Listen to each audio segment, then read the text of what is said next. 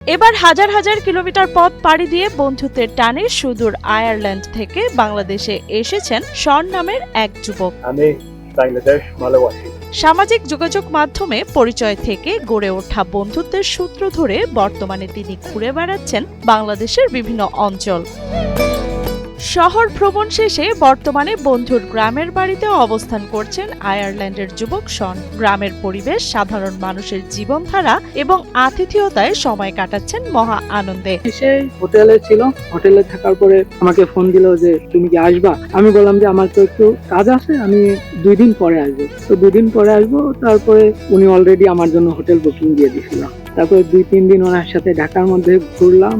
তারপরে আমি আমার আব্বুর সাথে কথা বলতেছিলাম। উনি একটু কিউরিয়াস ছিল আমার গ্রাম সম্পর্কে। আমার আব্বুর সাথে কথা বলতেছিলাম। আমার আব্বু বললো যে তুমি তাকে ইনভাইট করতে পারো যে আমাদের গ্রামে আসতে। আমি জাস্ট বলছি যে আপনি আমার গ্রামে যেতে পারেন। বললো yes, I love to go. মানে আমি যেতে খুব পছন্দ করবো। My honest feelings that it's beautiful people, and just really enjoying myself. Good, look, just beautiful. It's just absolutely beautiful. ঝিনাইদহের শৈলকুপা উপজেলার পাইকেনপাড়া গ্রামের যুবক মাঝারুল ইসলামের সঙ্গে সামাজিক যোগাযোগ মাধ্যমে পরিচয় হয় আয়ারল্যান্ডের যুবক শনের। নিয়মিত যোগাযোগ ও কথাবার্তার এক পর্যায়ে তাদের মধ্যে গড়ে ওঠে বন্ধুত্ব। এরপর সেই বন্ধুত্বের টানেই বাংলাদেশে ভ্রমণের সিদ্ধান্ত নেন শন। উনি আমাকে ইউটিউবে দেখছেন, ওনার পরিচিত ইউটিউবারদের ইউটিউবে দেখছেন। তারপরে উনি আমাকে মেইল করে যে উনি ফার্স্টে আমাকে মেইল করে কিছু কাজের জন্য, যে তুমি কি আমার জন্য এই কাজগুলো করে দিতে পারো। আমি usually video editor, graphic designer, so hire করছিল ভিডিও এডিটর হিসেবে। কিন্তু আমি তখন বিজি ছিলাম এবং আমার অনার্স সেকেন্ড ইয়ারের পরীক্ষা চলতেছিল। তো আমি বলছি আমার তো অলরেডি অনেকগুলো অর্ডার রয়েছে, আমি তো ভিডিও এডিট নিতে পারবো না, আমি মেবি তোমার জন্য গ্রাফিক ডিজাইন করতে পারবো। আর তারপরে আমি কয়েকটা অর্ডার কমপ্লিট করি। সে বলে যে আমি বাংলাদেশে ভিজিট করতে চাই। আমি বলি ইউ আর ওয়েলকাম। গত 1 সপ্তাহ ধরে বাংলাদেশে অবস্থান করছেন শন। বন্ধু মাঝারুলের সঙ্গে ঢাকা সহ দেশের বিভিন্ন জেলা ঘুরে দেখছেন তিনি। বাংলাদেশের প্রাকৃতিক সৌন্দর্য, মানুষের আন্তরিকতা ও আতিথেয়তায় মুগ্ধ তিনি। Beautiful food, the surroundings. I love the city. I love Dhaka. It's just so vibrant, so alive. Everybody that see me, they just a big smile from me. They wave at me. Hello. They want to come and talk to me, shake my hand, ask me where I'm from. আমার ছেলের friend, উনি বাংলাদেশে ট্যুরে এসেছেন traveller হিসেবে, এবং এটা আমাদের কোনো আপত্তি নাই। একজন বিদেশি বাংলাদেশ সম্পর্কে জানতে এসেছি।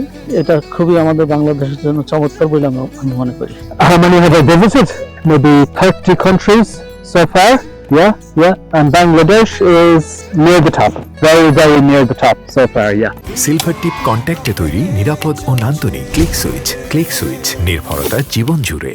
বর্তমানে শীতকাল হওয়ায় বাংলাদেশের আবহাওয়ার সঙ্গে আয়ারল্যান্ডের শীতকালীন আবহাওয়ার পার্থক্যও তুলে ধরেন শন। তবে বাংলাদেশের প্রকৃতি ও পরিবেশ তাকে বিশেষভাবে আকৃষ্ট করছে বলেও জানান তিনি। The Irish winter, well, it's just about colder in Ireland. -3, -4 today, maybe snow in the next few days. But here, for me, it's really just nice, pleasant weather. Most people they visit European countries, but you learn so much when you visit other countries. It opens your eyes, it opens your mind. It inspires you to visit more countries. উনি একজন বিদেশি পর্যটক হিসেবে আমাদের এখানে মেহমান হিসেবে এসেছেন। আমাদের এলাকার জনগণ খুবই উৎসাহী ওনাকে দেখার জন্য। আমরা সকলে আনন্দিত। ভাষা না জানলেও ভালোবাসা প্রকাশে কোনো বাধা নেই। বন্ধুত্বের টানে বাংলাদেশে এসে এখানকার মানুষের আতিথেয়তা ও প্রাকৃতিক সৌন্দর্যের মুগ্ধ হওয়ার কথা জানান আয়ারল্যান্ডের এই যুবক। আমি Bangladesh Malaysia. That's why I wanted to come here, to meet people, talk to local people, go to the local villages and just meet ordinary Bangladeshi people just to talk. এদিকে ভ্রমণ নিয়ে নানা অভিজ্ঞতার পাশাপাশি ভিসা সংক্রান্ত কিছুটা ভোগান্তি হলেও বন্ধুকে বাংলাদেশ ঘুরিয়ে দেখাতে পেরে সব ভোগান্তি ভুলে গেছেন বলে জানান মাঝারুল ইসলাম। ওনার আসতে গিয়ে অনেক প্রবলেম হয়েছে, লাইক এমবাসি ভিসা পেতে অনেক প্রবলেম হয়েছে। তো এটা একটা ডিফারেন্ট গল্প। প্রেম ভালোবাসার কারণে বাংলাদেশে বিদেশি নাগরিকদের আগমন ঘটছে অহরহ। তবে শুধু বন্ধুত্বের টানে 1000 কিলোমিটার পথ পাড়ি দিয়ে বিদেশি যুবকের তাদের বাংলাদেশে ভ্রমণ, যা বন্ধুত্বের ভালোবাসা এক নজির স্থাপন করেছে বললেন এলাকাবাসী।